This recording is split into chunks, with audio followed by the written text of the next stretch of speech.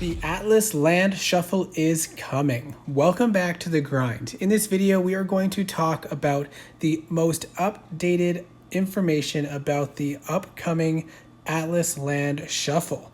They have decided to go forward with this as a trial period. It will only last 2 weeks, and after that time, the land will unshuffle back to its original position. And the start date is going to be November 5, and it will continue through November 18. And of course, they said if anything changes, they'll make sure to let us know. Of course, anything could change at any time with these plans. So now, how is this really going to work? What will happen with my troops and Primarchs after the land shuffle?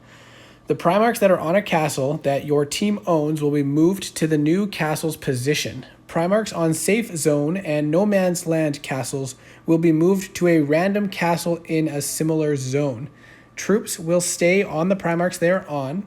Any barrack troops will stay in the barracks, and gold mines will go away. That is interesting. There will no longer be gold mines. Beast payouts will be adjusted to pay out at least as much as gold mines, and beasts will no longer be limited to a certain number of beasts killed per region. So those are a couple pretty good adjustments. I always thought it was weird to have gold mines and beasts. Why would you have to choose, and why would you have to limit the number of beasts available? I think I will like this a little bit better. You don't have to pick between gold mines and beasts, and you don't have to worry about beasts running out because at least it sounds like it'll be unlimited. So how does the shuffle work? Where do my team's castles go? Castles are grouped first by team and then by 5-team alliance. 5-team alliances are placed on the map from the center outwards, starting with the strongest 5-team alliance. And they're sorted based on team power of the highest ranked team in the 5-team alliance. Castles are grouped into clusters. Castle positions in each cluster is random, and beast level and element type are now controlled by castle, not by region. So I think they're trying to, improve some of the way the land is laid out so you can have all your castles in a similar region to protect yourself without having to focus only on one element type.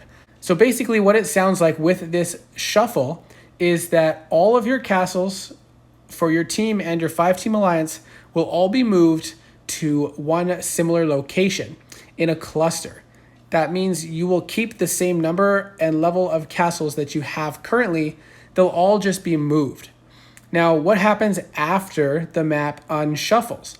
Once the map is unshuffled, all castles will go back to their current positions on the map. It is important to note that ownership will not go back to normal after the unshuffle, which means if a castle was taken by another team, then they will still have ownership, but the castle will unshuffle back to its new or its previous position.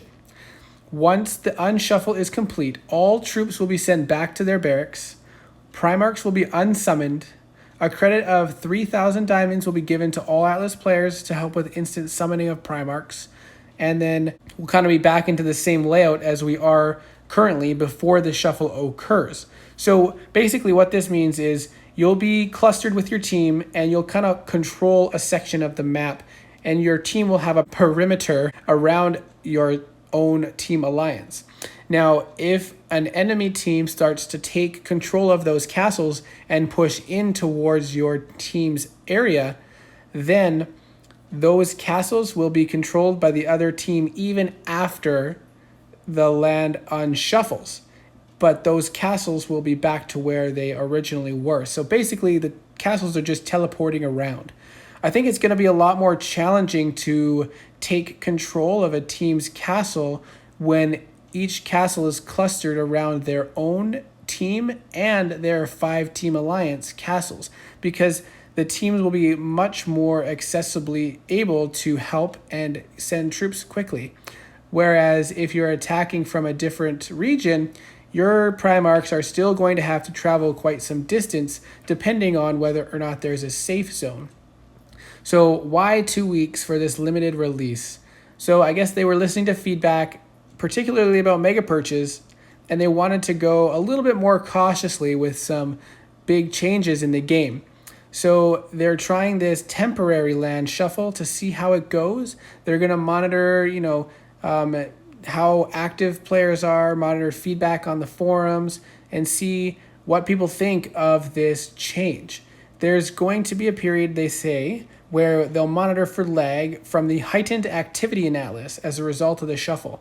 So I guess they're expecting much more active teams in Atlas with this land shuffle. I'm not sure what exactly the incentive is going to be more active, because I think it's going to be even more challenging now to conquer castles, but maybe I'm wrong.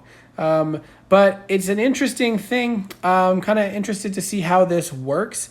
I know a lot of teams are gearing up and getting things under control, coordination, preparing, to see, make sure that they're ready in case things start to get crazy in Atlas after this land shuffle. One thing that I'm a little bit disappointed about is it doesn't mention the previously proposed Crusades, which was a cool feature where you would basically, like declaring a war, you would declare a crusade and you would get 3 random opponents that you would not be able to see the name of the team of, but it would say easy, moderate, and difficult. And those difficulties would be dependent on, the power of the team and how many crusades they've won recently.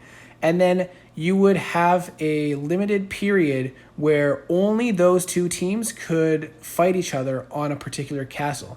So enemy teams that are not part of the crusade could go to the castle, but they wouldn't be involved, or maybe they couldn't even go to the castle.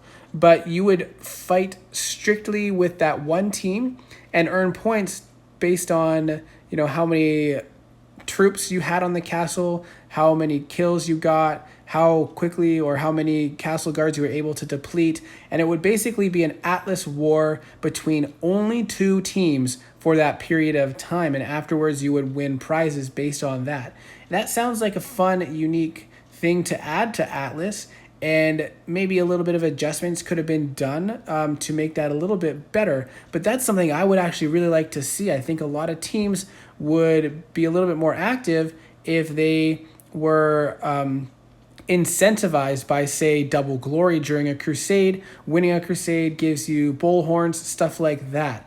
And actually, I think it was your team alliance could opt in to help you and take on the risks and the benefits of that crusade. So that would be a really cool feature to add. I'm not sure how the Atlas Land reshuffle is going to change activity, but I think they have other motivations behind it to maybe future plans to adjust the way the map is laid out that might work better if teams are all clustered in one place. But we'll see how it goes. Let me know what your thoughts are on this reshuffle. If you're looking forward to it, what benefits you see coming from it, what downsides you see from it, and hopefully it's not too disastrous. I hope that they implement it smoothly and don't have any major glitches with it, so that we can all actually try to enjoy it rather than suffer through a bunch of issues with the release of this feature. So thanks for watching. Let me know what you think, and I'll see you in the next video.